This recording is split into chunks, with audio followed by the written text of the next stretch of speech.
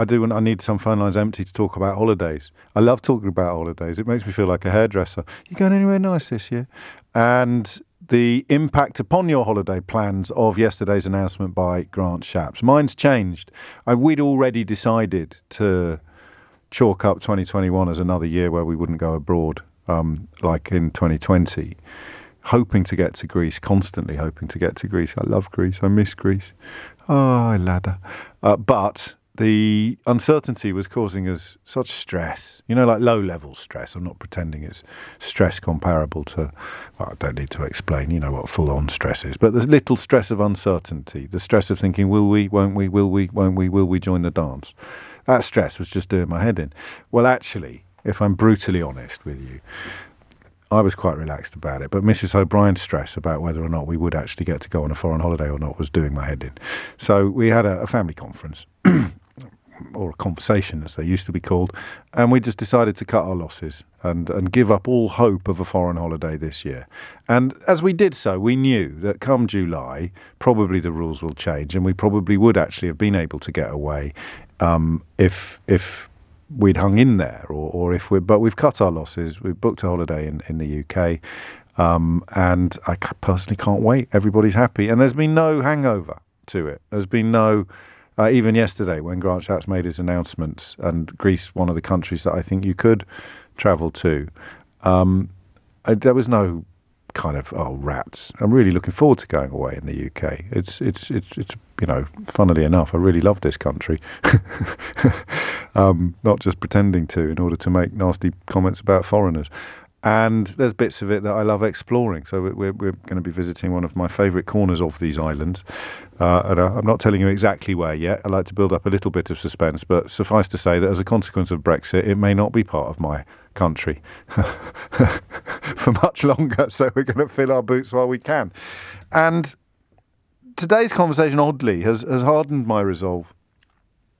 Thinking about the reports of massive queues and worries that the technology won't be up to sniff to deal with them. The possibility that if you fly to a country that is now amber, it could become red list while you're there, which means you'll have to quarantine when you get back. And forgive me, but the absolute cavalcade of clown cars that constitute the cabinet in this country. So I just don't trust them.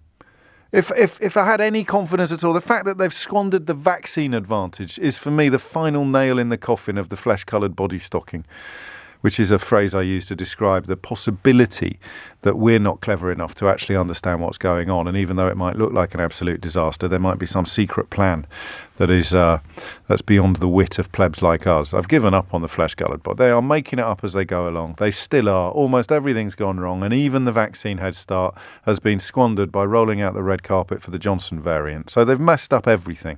I said to you, slightly reluctantly a few months ago, if anyone can mess up the vaccine head start, it's Boris Johnson. I know what you're thinking, James, it's time you threw away your crystal ball. Things are getting ridiculous because he has now messed up, of course, the social impact, not the health and life impact. That is still massively reduced by the success of the vaccine rollout. But the idea that it would deliver safe returns to normality, pie in the sky. We're returning to normality, but nobody qualified, including the chief medical officer, seems to think it's safe. So I wouldn't risk it. But I want to know what you're doing. Are you going to risk it? How did your holiday plans change with yesterday's announcement? And have they changed back again listening to the programme today? Because remember what you're doing. You're putting your trust in the people that presided over every single chapter of this national tragedy. Every single sentence of this stupid story. And with the exception of Matt Hancock, they're all still in charge. They're all still in post. Dido Harding's moved on voluntarily, incredibly.